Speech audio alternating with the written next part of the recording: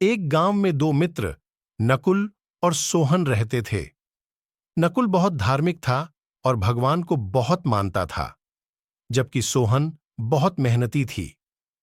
एक बार दोनों ने मिलकर 1 बीघा जमीन खरीदी, जिससे वह बहुत फसल उगाकर अपना घर बनाना चाहते थे। सोहन तो खेत में बहुत मेहनत करता, लेकिन नकुल कुछ काम नहीं करता, बल्कि मंदिर में जाकर भगवान से अच्छी फसल के लिए प्रार्थना करता था। इसी तरह समय बीतता गया। कुछ समय बाद खेत की फसल पककर तैयार हो गई, जिसको दोनों ने बाजार ले जाकर बेच दिया और उनको अच्छा पैसा मिला। घर आकर सोहन ने नकुल को कहा कि इस धन का ज्यादा हिस्सा मुझे मिलेगा, क्योंकि मैंने खेत में ज्यादा मेहनत की है। यह बात सुनकर नकुल बोला, नहीं, धन का तुमसे ज्यादा हिस्सा मुझे मिलना चाहिए, क्योंकि मैंने भगवान से इसकी प्रार्थना की, तभी हमको अच्छी फसल हुई। भगवान के बिना कुछ संभव नहीं है। जब वह दोनों इस बात को आपस में नहीं सुलझा सके, तो धन के बंटवारे के लिए दोनों गांव के मुखिया के पास पहुंचे।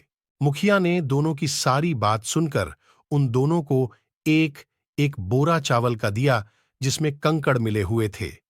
मुखिया ने कहा कि कल सुबह तक तुम दोनों को इसमें से चावल और कंकड़ अलग करके लाने हैं, तब मैं निर्णय करूंगा कि इस धन का ज्यादा हिस्सा किसको मिलना चाहिए। दोनों चावल की बोरी लेकर अपने घर चले गए।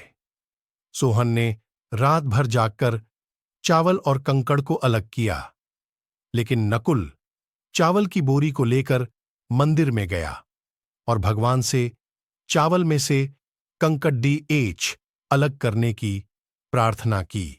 अगले दिन सुबह सोहन जितने चावल और कंकड़ अलग कर सका, उसको ले जाकर मुखिया के पास गया, जिसे देखकर मुखिया खुश हुआ।